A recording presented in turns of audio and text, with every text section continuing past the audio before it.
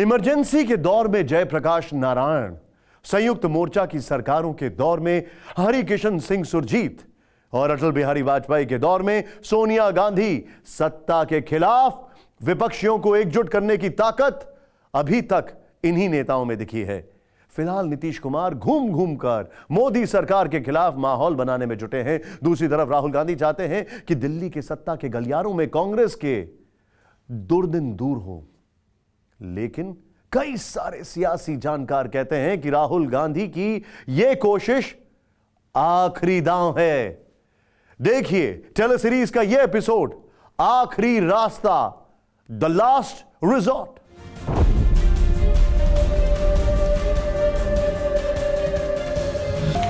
इक्कीस मई 1991, श्री पेरम्बदूर, तमिलनाडु।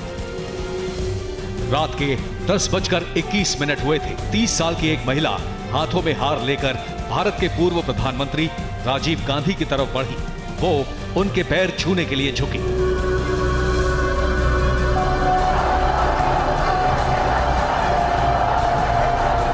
राजीव गांधी ने आशीर्वाद देने के लिए हाथ उठाया ही था कि दिल दहलाने वाला धमाका हो गया।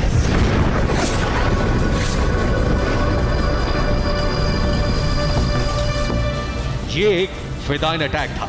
धमाके से आग का गुबार उठा, पूरा इलाका धुआं धुआं हो गया। जब धुआं छटा तो एक्स-पीएम की तलाश होने लगी। बम धमाके के स्पॉट पर चीथड़ों के बीच राजीव गांधी के मृत शरीर की पहचान उनके जूते और घड़ी से हो पाई। ये हमला श्रीलंकाई आतंकी संगठन लिट्टे ने किया था।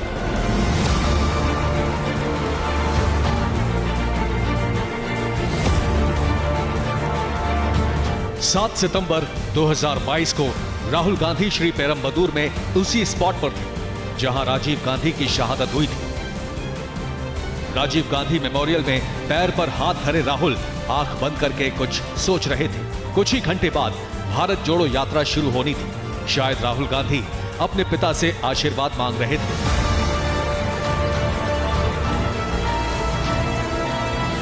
अलग अलग मुद्राओं में राहुल करीब 21 मिनट बैठे रहे।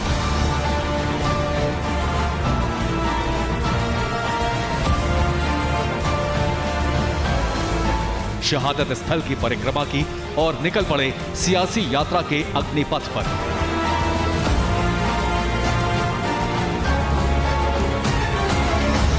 हिंदुस्तान के दक्षिणी छोर कन्याकुमारी से राहुल गांधी ने भारत जोड़ो यात्रा को लॉन्च कर दिया।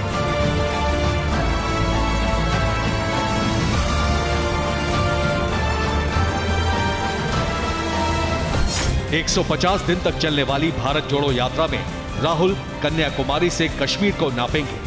12 राज्य और 2 केंद्र शासित प्रदेशों से होते हुए राहुल 3570 किलोमीटर तक का सफर तय करेंगे। यानी हर रोज वो 22 से 23 किलोमीटर की दूरी तय करेंगे।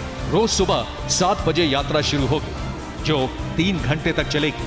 10 से दोपहर 3:30 तक विश्राम होगा। दोपहर 3:30 बजे से यात्रा फिर शुरू होगी जो शाम 7 बजे तक जारी रहेगी। और एक खास जगह अपने दर्शकों को लेकर चलते हैं। जी हाँ, वो जगह है भारत जोड़ो यात्री ग्राम। ये वो ग्राम बनाया गया है जहां सारे लोग रुकेंगे यात्रा करने के बाद। 60 के करीब यहाँ कंटेनर लगाए गए हैं जिसमें कि वो रुकेंगे। इसमें बाथरूम भी है, सोने की व्यवस्था भी है। एक कंटेनर में 4 से लेकर 12 तक लोग रह सकते हैं। इसके अलावा इसके ठीक पीछे जो टेंट लगाया गया है वहीं पर सभी सुबह का नाश्ता, दोपहर का लंच और रात का खाना खाएंगे।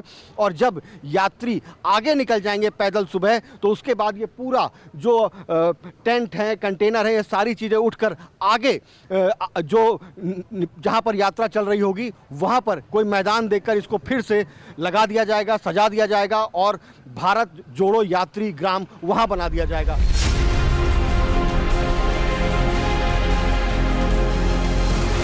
अब सवाल है कि राहुल गांधी ये यात्रा क्यों कर रहे हैं? भारत जोड़ो यात्रा के पीछे कांग्रेस की रणनीति क्या है? ये यात्रा सामाजिक है या इसका मकसद खालिस सियासी है? जवाब खुद राहुल गांधी से सुनिए। हर एक व्यक्ति का, हर एक संगठन का ओपिनियन होता है। बीजेपी का ओपिनियन है, आरएसएस का ओपिनियन है, वो ठीक है। हमारे लिए ये यात्रा जनता से जुड़ने की यात्रा है और जो नुकसान बीजेपी आरएसएस की विचारधारा ने देश का किया है, जो देश को बांटा है, नफरत फैलाई है, उसके खिलाफ हमने ये यात्रा निकाली। मतलब साफ है, भारत जोड़ो यात्रा मिशन 2024 के लिए कांग्रेस का सबसे बड़ा और शायद आखिरी दांव है। 2009 में 206 सीटें जीतने वाली कांग्रेस 10 साल के भीतर यानी नरेंद्र मोदी की आंधी में 52 सीटों पर सिमट गई। राहुल गांधी खुद अमेठी से लोकसभा चुनाव हार गए। 2014 से पहले देश में कांग्रेस के 1207 विधायक थे, अब सिर्फ 690, जो अब तक का सबसे कम आंकड़ा है। तो क्या भारत जोड़ो यात्रा से राहुल देश की सबसे पुरानी पार्टी का सबसे बुरा दौर दूर कर सकते हैं? कांग्रेस जो है अपनी खोई जमीन को पाने वाला की कोशिश करेगा। तो खोई जमीन जहां जहां उन्होंने दान खाते में दे रखी है, पश्चिम बंगाल, बिहार, यूपी, अपने सहयोगी दलों को थोड़ा देर के लिए दी थी, बाद में उन्होंने आके कब्जा कर लिया उनकी जमीन पे कांग्रेस की।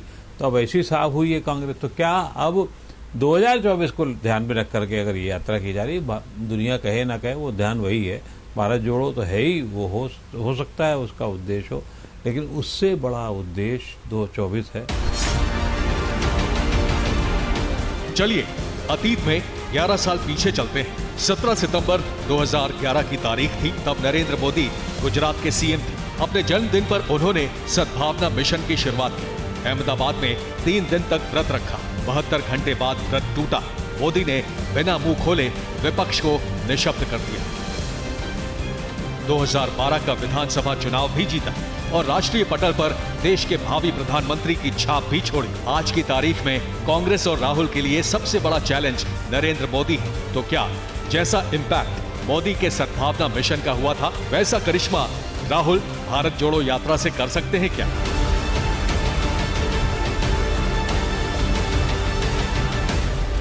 राहुल गांधी ने यात्रा फायदे के लिए की है, अपने फायदे के लिए की है, और निश्चित रूप से उनकी कोशिश यही होगी कि फायदा हो, लेकिन उस फायदे पे इतनी ज्यादा आशंकाओं के बादल हैं कि इतना आसान फायदा दिखता नहीं है। दरअसल जो प्लानिंग की गई है, जिस तरीके से भारत जोड़ो को बताया गया है, वो कोई क्योंकि पूर्व के इतिहास राहुल गांधी के ऐसे रहे हैं कि उनका जो भी वो करते हैं वो बहुत सफल नहीं रहता है। जिन लोगों को राहुल की पदयात्रा 2024 का आखिरी दांव नहीं लगता, उनके पास एक अलग थ्योरी है। भारत जोड़ो यात्रा को राहुल की रीलॉन्चिंग से भी जोड़कर देखा जा रहा है। 1998 से कांग्रेस की कमान या तो सोनिया गांधी के पास रही है या राहुल के पास। सवाल तो उठता है कि जिस पार्टी के लिए अध्यक्ष का चुनाव ही चुनौती हो, वो बीजेपी का मुकाबला कैसे करेगी? राहुल गांधी की इस यात्रा पर उन कांग्रेस से ज्यादा भाजपा की नजरें हैं।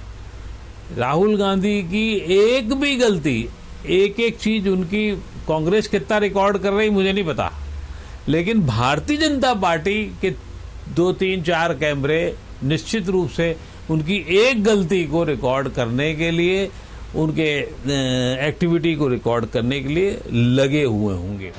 जिन नेताओं ने इंदिरा गांधी का आयरन लेडी अवतार देखा, संजय गांधी के तेवर देखे, राजीव की सरकार देखी, सोनिया का करिश्मा देखा, उनमें से कई राहुल गांधी को अपना नेता नहीं मानते। कांग्रेस के कई सीनियर लीडर्स ने या तो पार्टी बदल ली या पार्टी छोड़ दी। 2014 में 2019 के लोकसभा चुनाव और इस दौरान हुए उपचुनाव को मिला दें तो कांग्रेस के कुल 64 सांसद दूसरी पार्टी के टिकट पर चुनाव लड़े। देश भर के राज्यों में 553 कांग्रेस विधायकों और 134 हारे हुए कैंडिडेट्स ने कांग्रेस छोड़ दी। इनमें से 233 ने चुनाव जीता, जिसमें 107 बीजेपी के टिकट पर जीते थे। यानी राहुल के लिए चैलेंज मोदी या बीजेपी ही नहीं, राहुल को कांग्रेस के अंदर से उठने वाली आवाजों को सुनकर शांत करना होगा। कांग्रेस के अंदर की बगावत पर फतेह करनी होगी, तब जाकर भारत जोड़ो यात्रा का हासिल कांग्रेस को मिल सकेगा।